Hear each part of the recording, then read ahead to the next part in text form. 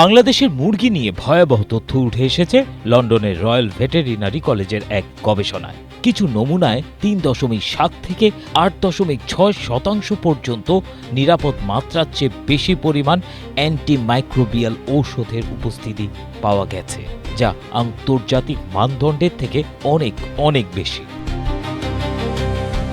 অতিরিক্ত অ্যান্টিমাইক্রোবিয়াল বা অ্যান্টিবায়োটিক থাকা মুরগির মাংস খেলে আমাদের শরীরে এর ভয়াবহ দীর্ঘমেয়াদী প্রভাব পড়ে।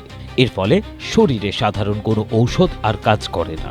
এছাড়া দীর্ঘমেয়াদে অঙ্গহানি, অ্যালার্জি ও রোগ প্রতিরোধ ক্ষমতাও কমে যায়। অ্যান্টিবায়োটিক, অ্যান্টিভাইরাল, অ্যান্টিফাঙ্গাল আর অ্যান্টিপ্যারাসাইটিক এগুলোকে একসাথে বলে অ্যান্টিমাইক্রোবিয়াল ঔষধ।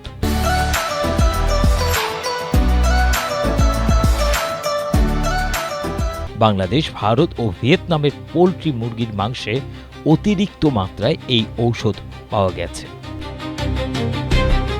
এই গবেষণার অংশ হিসেবে 2021-22 সালে বাংলাদেশ, ভারত, ভিয়েতনামের 558টি মুরগির বুকের মাংসের নমুনা বিশ্লেষণ করা হয়। নমুনা পাঠানো হয় সিঙ্গাপুরের নানইয়াং টেকনোলজিক্যাল ইউনিভার্সিটিতে।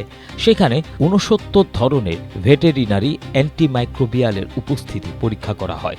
পরীক্ষার ক্ষেত্রে মানা হয় ইউরোপীয় ইউনিয়নের মানদণ্ড। মাংসের নমুনার একটি অংশ নেওয়া হয় বিক্রয় কেন্দ্র থেকে আর বাকিটা নেওয়া হয় ফার্ম থেকে। অথচ একই পরীক্ষায় ইউরোপীয় ইউনিয়নের দেশগুলোতে এই হার ছিল গড়ে 0.5 থেকে 0.9%।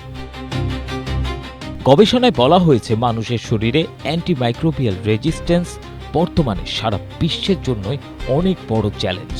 মাংস উৎপাদনকারী প্রাণীর চিকিৎসায় অ্যান্টিমাইক্রোবিয়াল ঔষধের ব্যাপক ব্যবহারই এই সমস্যার মূল কারণ।